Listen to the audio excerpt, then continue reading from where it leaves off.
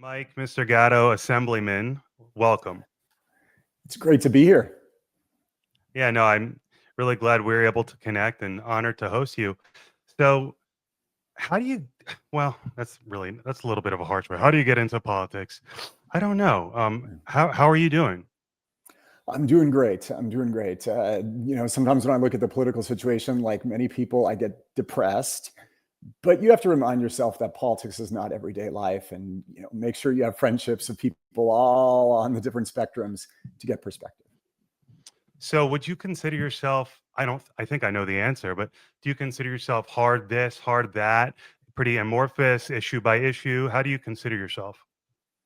Well, so the best advice I got when I was running for office actually came from a political adversary of mine, but it was good advice. He said, never label yourself. Enough people out there Mm. will label you that you should never label yourself. But that being said, I think it's no mystery.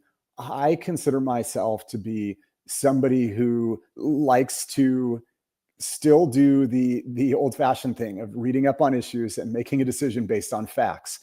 I try not to make a decision based on what my party's doing. I try not to base my decision on what my friends are doing. I try not to base my decisions on emotion.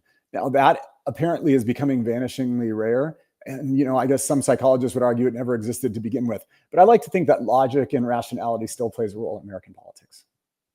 Yeah, right on. Absolutely. And I guess what it comes down to, and we'd like to assume that everyone operates that way, right? But obviously we can't, unfortunately. But most of us are, and so in that space, it really comes down to what are your values, right? Correct. Correct. And how And those yeah, go ahead. I was going to say, so those values for me, and you can say this is because I'm the middle child, son of two middle children, but those, or someone might say it's because I'm a Libra, but I don't, right? But for me, those values are like believing in fundamental fairness, right? And fundamental fairness means that you can't be a hypocrite. If your party does something, or a member of your party does something, and you criticize it, then a couple of years later, the other party does it, and you're like, or I'm sorry, vice versa. You criticize the other party and then you say it's okay for yours. That's not fair. And we're increasingly seeing this just hypocrisy in American politics, which I think is really toxic. Mm-hmm. Right. So there's so much we could get into in the short time we have today, and we will. But maybe we can do a 3 to 5 minute background. Let me get to know you a little bit. Speaking of your values, because that comes from your childhood so often, right? If not always, right? So where do you get your political values from? How did you get into politics? All of the above, please. Sure. So, for those who don't know me or aren't familiar with my career, I was born in Los Angeles. I got elected to the state legislature. I served 7 years in the California state capitol. For those of you who are Californians, I'm responsible for writing everything from the rainy day fund, which basically says that the state's going to put away money during good times so that we don't scramble when times are bad. On the other end of the spectrum, for bringing back black classic license plates, which is, it's such a silly bill when I did it. It was such a small bill, but it's such a legacy because it's the best-selling license plate in world history. Who would have thought, right? So, it was such a privilege to be up there, such a privilege to be able to have my hands on the wheel for such a long time and try to do things that affect Californians. How did I get into politics?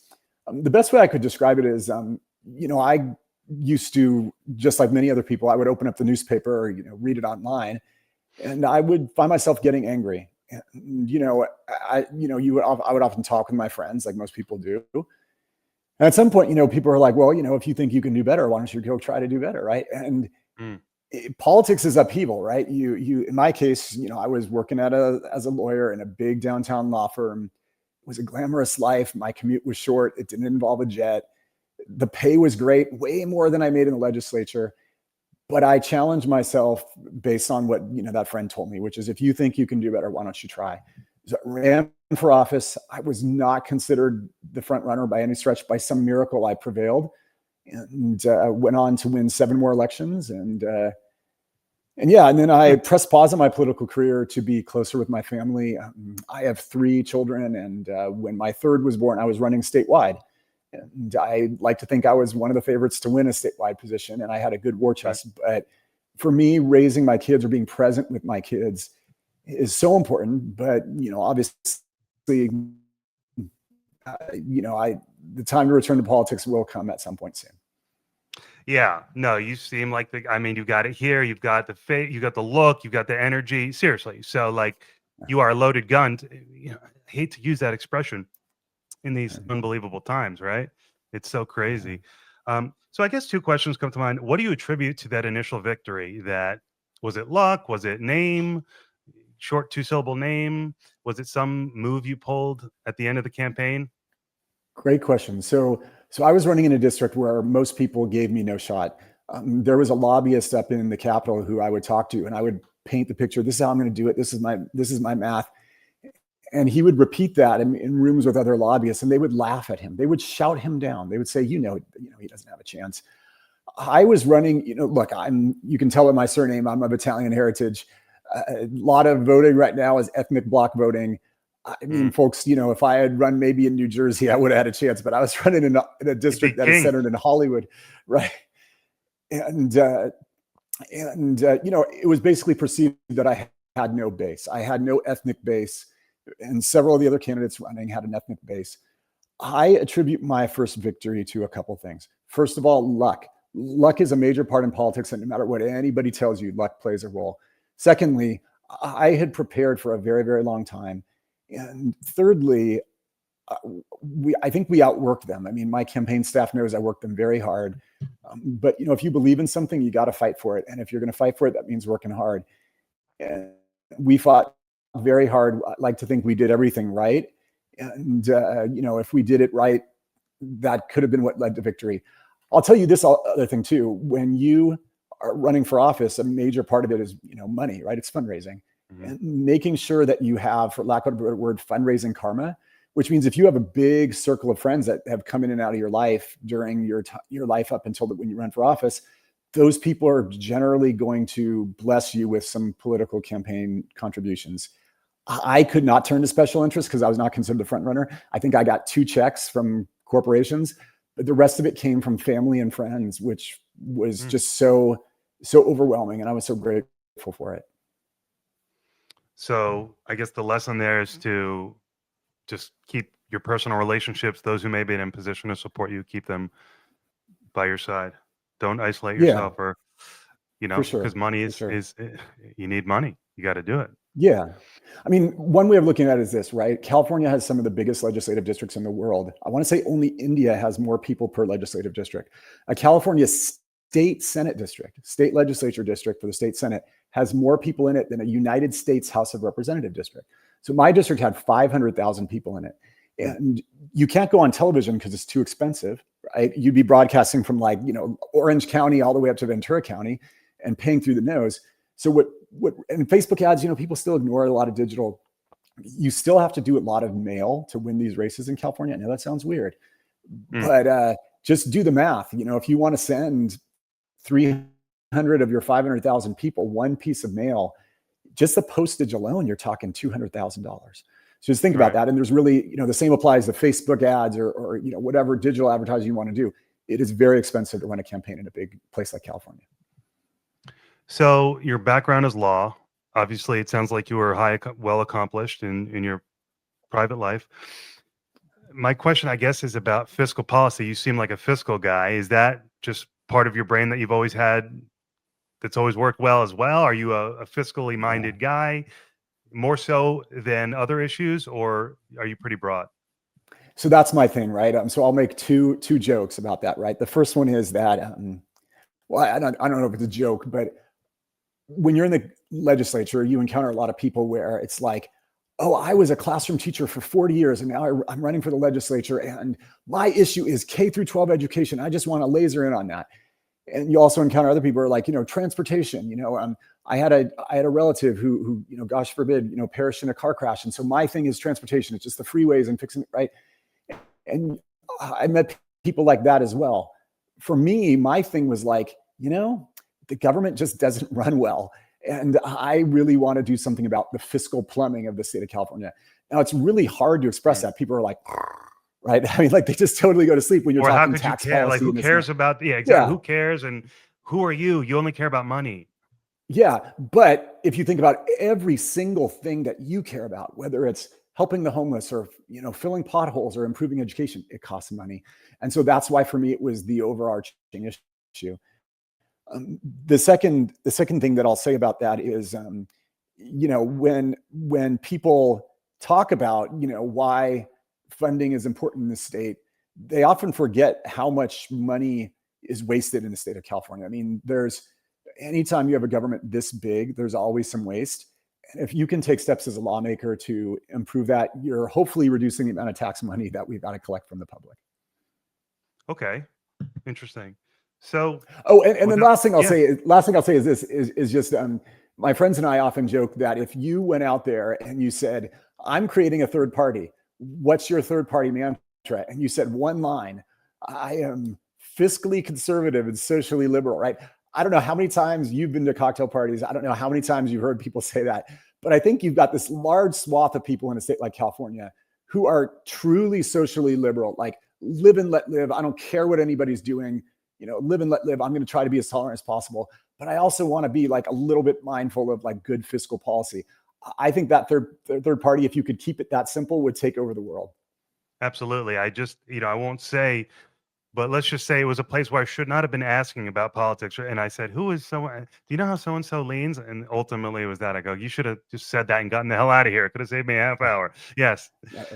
So without trying to, certainly without trying to put you on the spot in any sense, how is California doing? And then I want to get to current events and issues that average Joe might be aware of nationally. But what do you want to say about the state of California's health, fiscally and otherwise?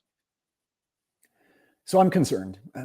So first of all, obviously, look, I can start by the political platitudes. I love California. I do. I'm a lifelong Californian. I want the California dream for everybody. I do. Right. But I'm just going to go right to it. And I'm just going to say, I am worried about California. I'm worried about our cities becoming increasingly unlivable because of property crimes and homelessness. I'm worried about our government needing ever more tax dollars to keep going at this crazy, crazy pace of spending. I'm also worried about things, frankly, that the federal government has done under Donald Trump that I think will create regional recessions. If you think about it, if you attack the ports, which are mostly on the coast, which are blue states, with some exceptions, Louisiana, Texas, I get it. But, you attack you attack various other industries based in California, like clean energy, you're going to at some point have a regional recession, meaning the California economy is going to slow down while perhaps the official recession numbers for the country will not be as bad as California.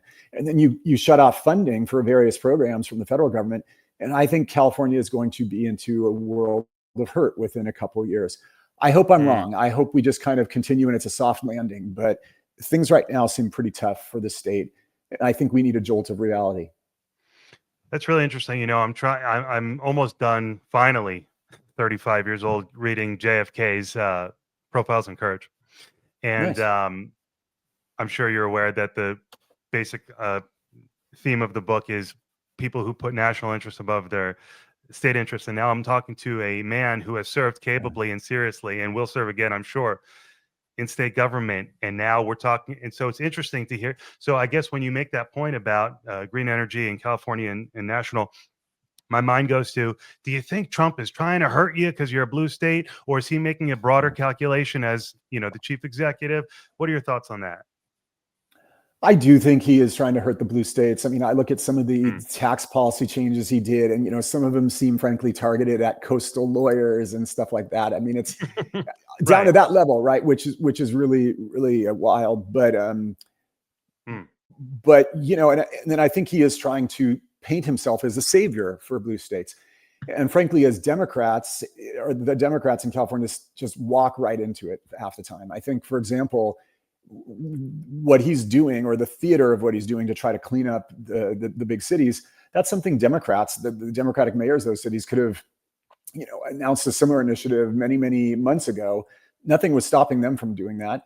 It's just a matter of really accurately, I think, hearing what the public wants and giving them what they want. I mean, because that's the essence of representative democracy, right? So yeah, but I do think that there will be some problems, and I do think they are partly caused by the federal government. Right. Okay. All right. That was a bunch of interesting stuff. So I guess to current events and stuff, I guess the most topical issue is the looming government shutdown, I guess. And this is not my area. I'm not interested. I mean, I'm interested in, but I'm really not that interested. Yeah. I'm certainly not knowledgeable on it. So, can you tell me what I should be thinking about this looming government shutdown and what you think?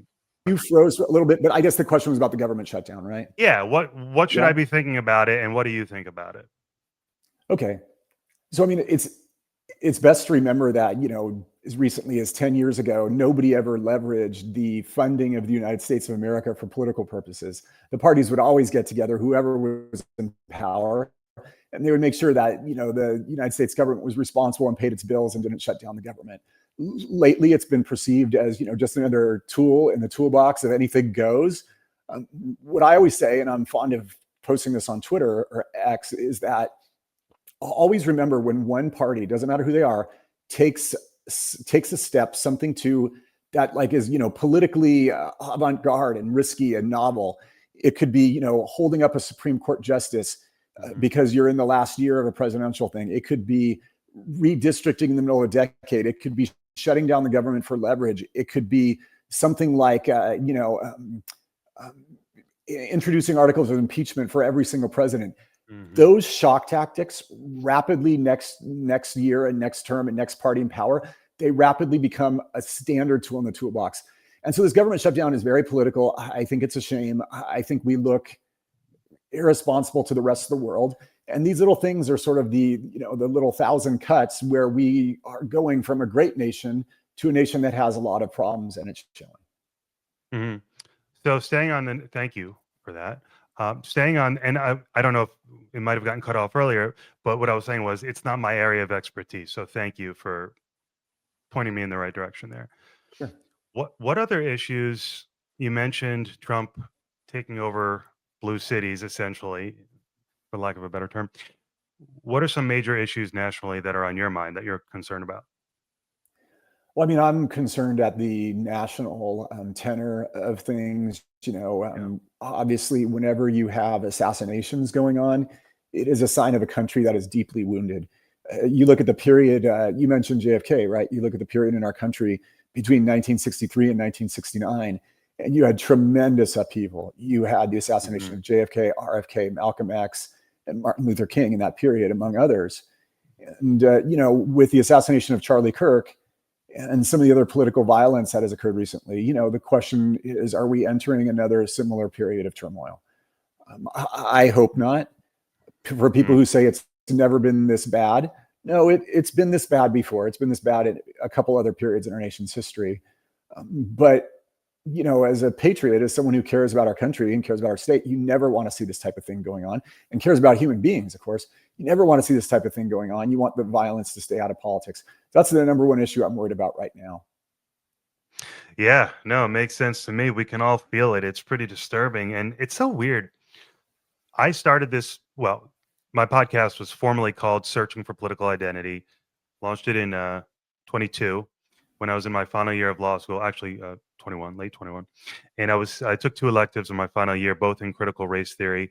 And that was very controversial. And I had a lot to digest and a lot to think about, and I guess a lot to say about it. And so it was a great 4 years of talking to people from diverse backgrounds and all of that.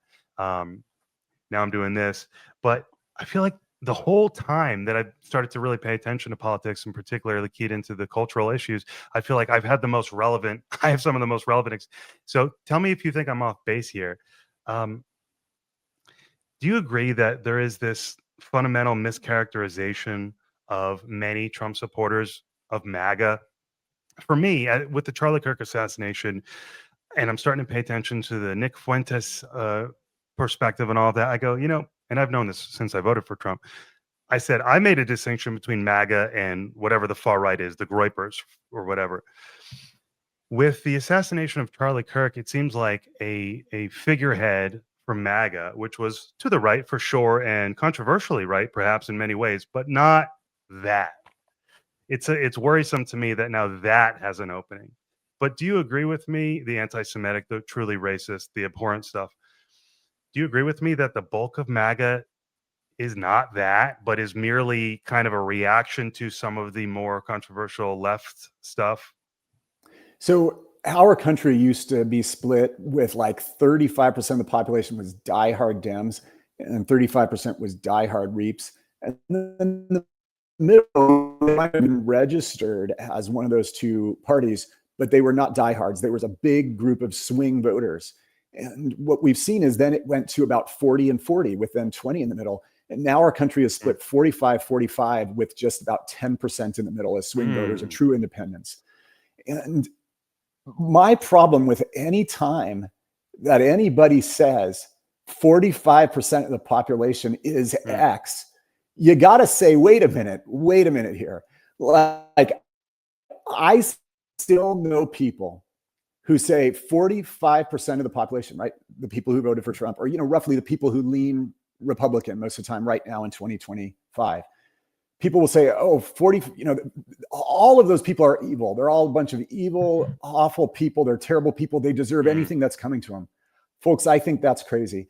I also think it's crazy when Republicans say, all Democrats are demons and they're awful people and they all have awful hearts and they don't believe in anything and they have no values. Folks, that's crazy. That's crazy.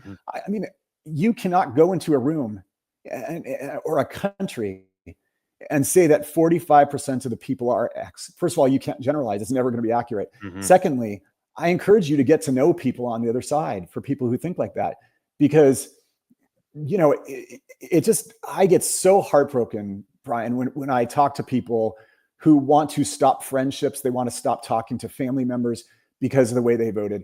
And this has happened in my friend groups and my family. I'll talk to people who I think are frankly off the deep end and they're just too black and white in their thinking, and they have personality disorders in some cases, or like, we need to stop going to this family function because so-and-so voted this way. And it's like, no. This is family.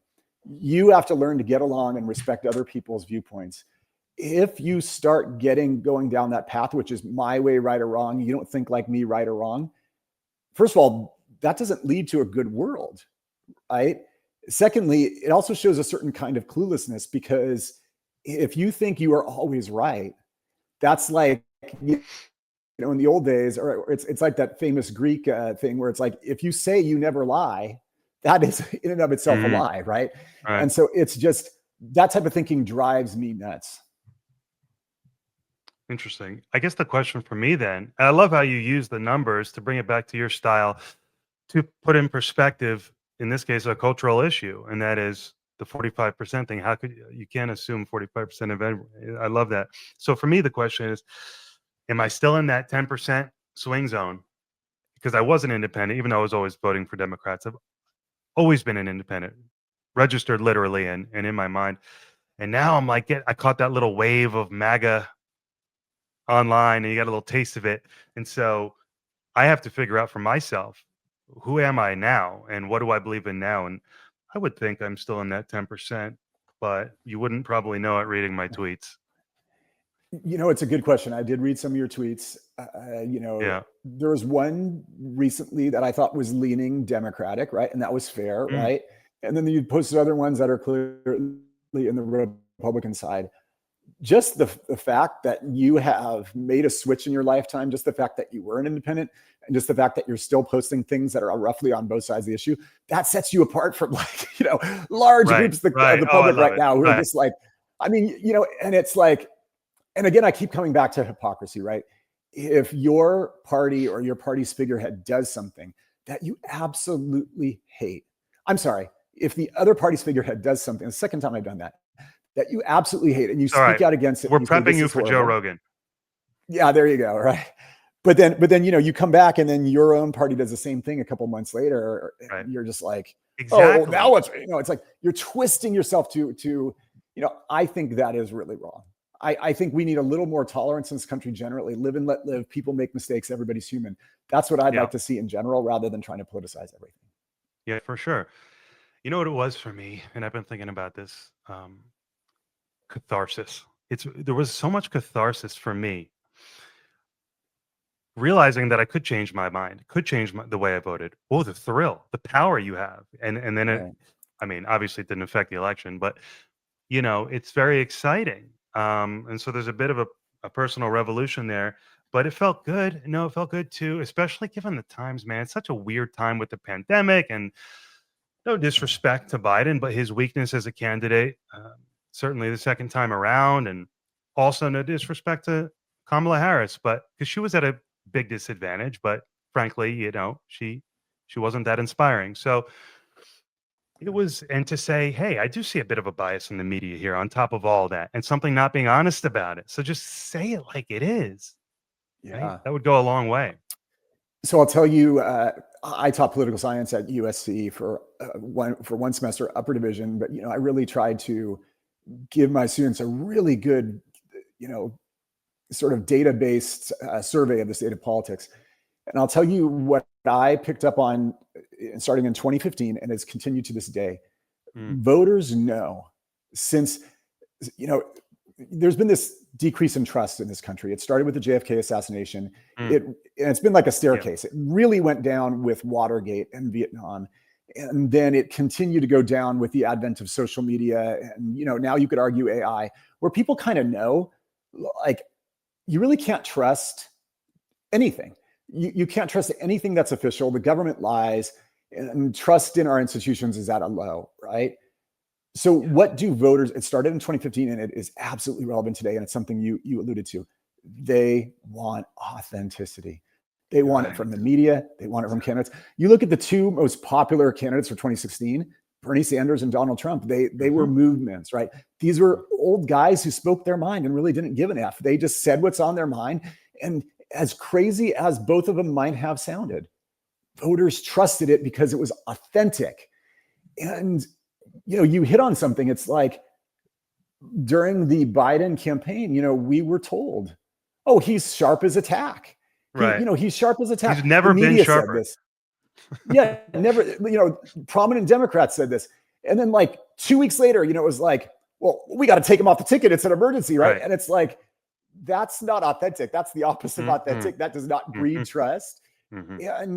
And especially it was something that like everybody has old folks in their family. Everybody has a grandparent that they kind of have watched, sadly decline. And it's like, so you're telling us, don't trust your own eyes. Don't trust your own experience. That was a colossal unforced error by the Democratic Party. Right. Yeah. Ultimately, I feel like if I ever do walking with my tail between my legs back to the Democratic Party or vote, I'm kidding. I happily vote for a competent Democrat who spoke to me and inspired me and made sense to me, right? But I would have a lot of walking back to do online. I have lost some credibility, and to the extent that I do, I would say, look, you can forgive a guy for doing what I did in 2024, given all the mistrust and all the reasons to mistrust. So I'm really not that worried about it, despite people say to me, "Oh, you're over the top," and probably so in many cases. But I don't worry about like my soul for the vote I cast last year. No, yeah, Bernie, yeah, they screwed it. It seems like Bernie and Trump, and they said, "Well, we can't have Bernie, so I guess we'll have Trump." That's what it felt like. Whether or not it was that directly cynical, who knows? But I would say, Bernie, I didn't know, but if Bernie had won the primary that year, I for sure would have voted for him, and I would have been a Democratic socialist today, right? But instead, well, I don't know, but instead, I go to law school, I study CRT, I go, oh, I don't feel like a Democrat anymore. I think I feel like Ted Cruz. And then I meet a bunch of libertarians and knowing nothing about economics. And now I'm like, oh, wait a minute. Socialism is the devil. I knew that. I know that. Yeah, it's true. And these guys have the data to back it up. So yeah, it's just a weird time with the economic piece and the cultural. Here's the one thing that kind of worries me, and it comes from psychology more than politics.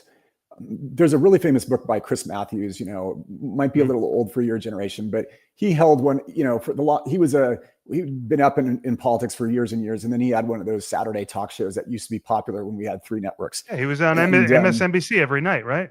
Yes, he was. And he had a show called Hardball that was named after a seminal book he wrote called Hardball about politics. One of the chapters in politics, he wrote based on intuition, but the data and the studies on human brains have actually backed it up. That chapter was called "It is Better to Receive Than to Give." And what he meant is that politicians actually go further rather than going out there and saying, I'm going to give you free, I'm going to give you this and what you want, and I'm going to give you this and free that and free that. Like, yeah, that can sometimes appeal to voters, particularly young ones, but you actually get more in life if you inspire people like JFK. Those folks go further when they call on you to do something. It's the whole ask not speech. And they say, I want you to sacrifice for me. I want you to do this. They actually show studies too, that if you write a check to a politician, it could be $5 or you send them $5 online, you are now vested in that guy or that gal because you gave to them rather than them giving something to you. Think about that. So what I worry about in politics is that concept, which has been taken to the extreme. Like, I'm wondering something you said, like, had you voted for Bernie, had you given him your vote, right, and maybe sent him $5 online, would that make you say, I like this guy because I gave to him and because I voted him, ergo I must be a democratic socialist? And folks, this is how the Overton window gets pushed, right? Is that people get behind a leader and then it's too late at that point. You've psychologically thrown in with his lot. And I think this explains a lot of the more, people, with both parties right now, Trump, Bernie, whoever, where you have this gold creep of issues because people have bought in with a leader or a movement, and then everything else is secondary, comes after that. Yeah, well, I have to admit that coming from a place of general ignorance, I mean, I'm trying to learn at 35, but I am a little gullible, speak to me confidently. I mean, I'm being a little hard, but, and so I ultimately think I would have, if I had voted for Bernie, and I would, who knows what who knows what would have happened, but I'd like to think I still would have been able to evaluate it after the fact. But it is hard for me because I come from that family. My dad and his brothers are very far left guys, intellectuals. In fact, my dad's brother was Bernie's third hire in 2016 when he ran as a speechwriter. Yeah, Richard R.J. Eskow. He's got a podcast called and radio show called The 0 Hour. Pretty well known among progressives, and brilliant man. And I don't think him or my dad are particularly pleased, if that's the word. I mean, they respect me, right? But it's not their way, the way I've trended. And so much when I said about catharsis, it's like, and by the way, when Kennedy, who I'd really began to admire, and again, he was just a confident guy who had respect for the other side. I said, this is a guy I can get behind. I'm all in on Kennedy. And once he endorsed, I said that was like my psychological permission slip that I needed to go. Yeah. And then I was all in instantaneously from that day. So yeah, I come from that background where the far left economics. So yeah, I see it from a weird perspective and I'm all jumbled up trying to untangle it. I totally understand. Yeah. Yeah. I guess I just want to believe that, that naive kid, when you put your hand over your heart, you did the Pledge of Allegiance, you said, we're all equal under this flag. Does it really have to be complicated? I mean, basic rules for law and order, for security. Okay, border makes sense. But from there, I guess the principles are there. I know what they are. And so am I right to say that, does it make sense that I've been confused in the last couple of years about what's the right party? I know you've alluded to it before with the distrust. Sure. Well, you could argue that what we've seen in the last 5 years has been actually one of those pole shifts that happens every once in a while in American politics. If I asked you to rewind to, the year is 1910, I would say you got one party that is accused of being the party of rabid environmentalists. Plus, they hate big business and they're cracking down on every big corporation. And then you got this other party, which is made up of a bunch of Southern folks who really, really hate the influence of Black people in the South. Well, I was talking about, Teddy Roosevelt's Republican Party first and the Democratic Party in 1910 second, right?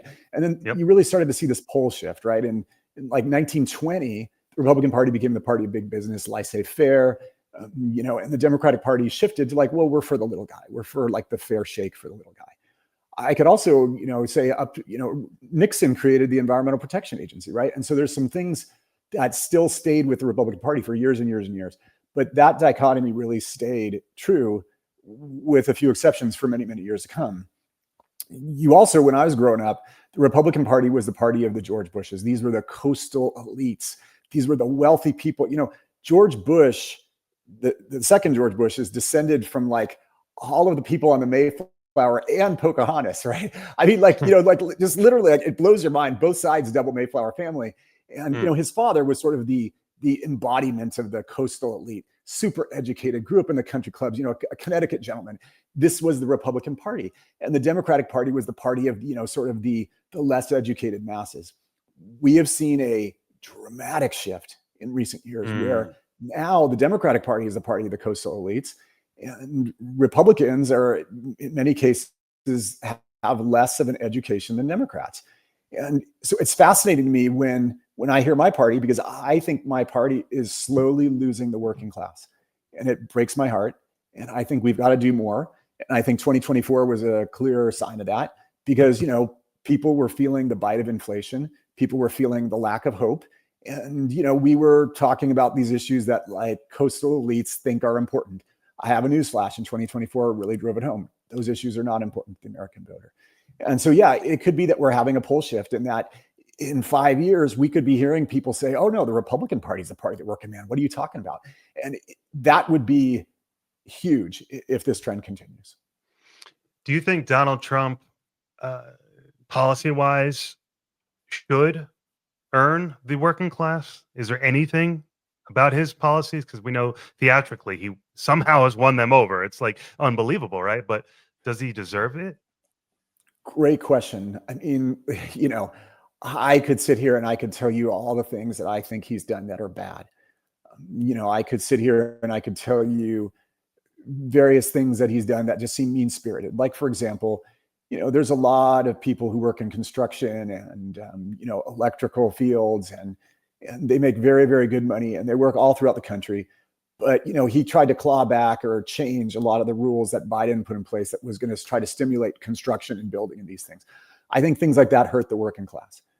But at the same time, you look at his tax policy, his tax policies have been shockingly pro-working class. Like the salt cap, right? You have all these coastal elites be like, New York and California, like, oh, we need to maximize, the salt, which is basically a fancy deduction for wealthy people on the coast, right? And he's like, no. Like I want to be able to help working people with different cuts and stuff. And so we're gonna put a hard cap on the salt. And that, to me, again, fascinating, right? And I got to call it like it is. So it's been a mixed bag, right?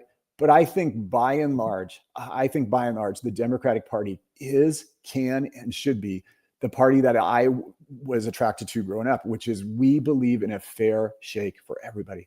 Doesn't matter where you're from, doesn't matter who you love, doesn't matter what you believe in. We believe in a fair shake for everybody.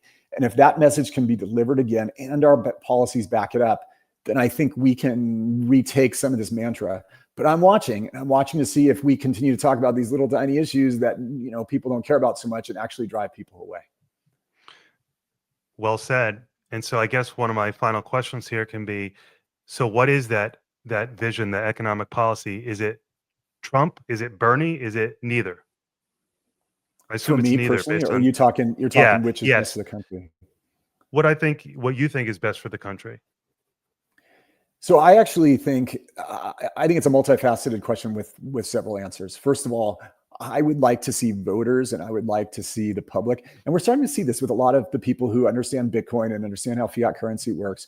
Mm-hmm. I would like to see the public pay as much attention to who the president appoints to the Federal Reserve as we do to who the president appoints to the Supreme Court. It's like, or who's playing right now. Yeah, that too. And what Kim Kardashian wore to the Oscars. But we get so obsessed about these Supreme Court fights.